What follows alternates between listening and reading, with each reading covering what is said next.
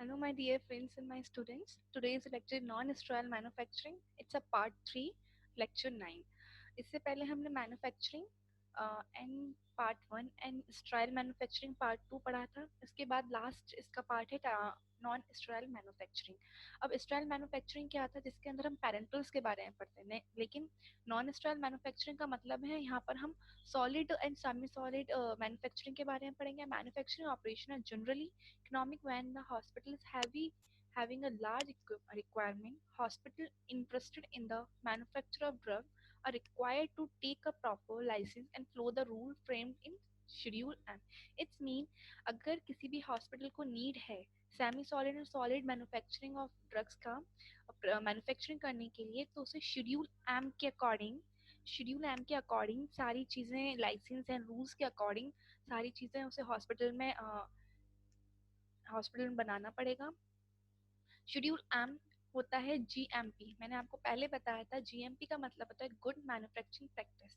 अब पार्ट 1 में हम अगर शेड्यूल 1 का देखें तो उसमें गुड मैन्युफैक्चरिंग प्रैक्टिस के बारे में बात होता है.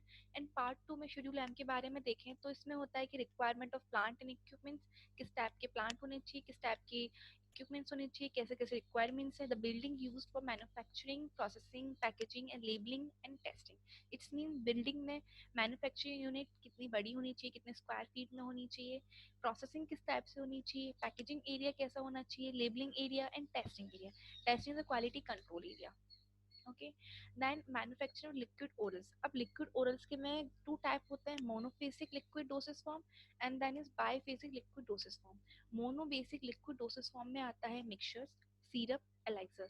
यानी मोनोफेसिक में ये 3 आते हैं. एंड बाईफेसिक का मतलब है सस्पेंशन, इमल्शन.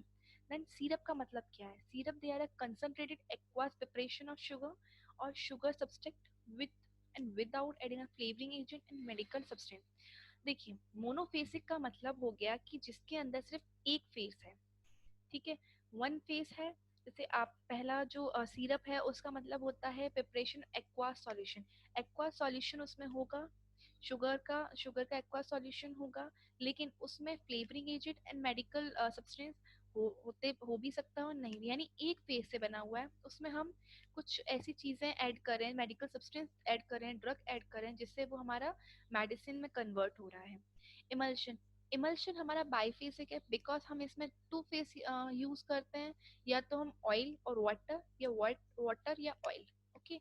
अब इसे हम बाईफेसिक बोलते हैं. अब ये क्या करता है, 2 इमिसिबल लिक्विड्स को मिक्स करता है. ऐसे अगर हम नॉर्मली ऑयल और वाटर को अगर मिक्स करेंगे तो वो इमिसिबल होगा, मिक्स नहीं होगा, which is distribution in the form of globules in the other liquids. It's mean वो ग्लोब्यूल्स में डिस्ट्रीब्यूट हो जाएगा किसी और लिक्विड में. जैसे अगर आप किसी भी ऑयल एंड वाटर को मिलाते हैं तो ऑयल ऊपर हो जाता है, वाटर नीचे आ जाता है. इसका मतलब वो इमिसिबल है एक दूसरे में. ओके. अब इसके अगर हम टाइप देखें तो इसमें टाइप में oil in water type and water in oil type. It's mean हम ऑयल को वाटर में मिला रहे हैं और वाटर को इन ऑयल में मिला रहे हैं. दोनों टाइप अलग हैं, कहने के लिए सेम है बट बहुत डिफरेंस है दोनों में. लास्ट वन है सस्पेंशन. सस्पेंशन भी बाईफेसिक लिक्विड डोसेस फॉर्म होता है. सस्पेंशन में हम क्या करते हैं, form of medicament mean for oral administration, external uses for parental use. इसमें भी हम 2 चीजें मिलाते हैं, 2 इमिसिबल यूनिट्स को मिलाएंगे, जिससे हमारी 2 टाइप्स बनते हैं, फ्लोक्युलेटेड सस्पेंशन, नॉन फ्लोक्युलेटेड सस्पेंशन. फ्लोक्युलेटेड सस्पेंशन का मतलब होता है कि अगर हम 2 चीज़ों को मिसिबल कर रहे हैं, अगर हम 2 चीज़ों को मिला रहे हैं तो वो चीज़ एकदम अटैच नहीं होंगी एक दूसरे से. और नॉन फ्लोक्युलेटेड का मतलब होता है वो नेटवर्क लाइक बनेगा.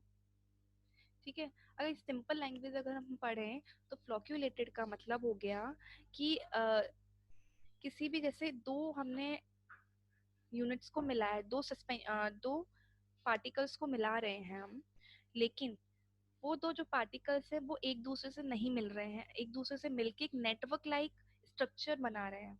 लेकिन वहीं पर हम अगर डाइफ्लोक्युलेटेड को मिलाएंगे तो वो नेटवर्क लाइक स्ट्रक्चर नहीं बनाएगा वहाँ.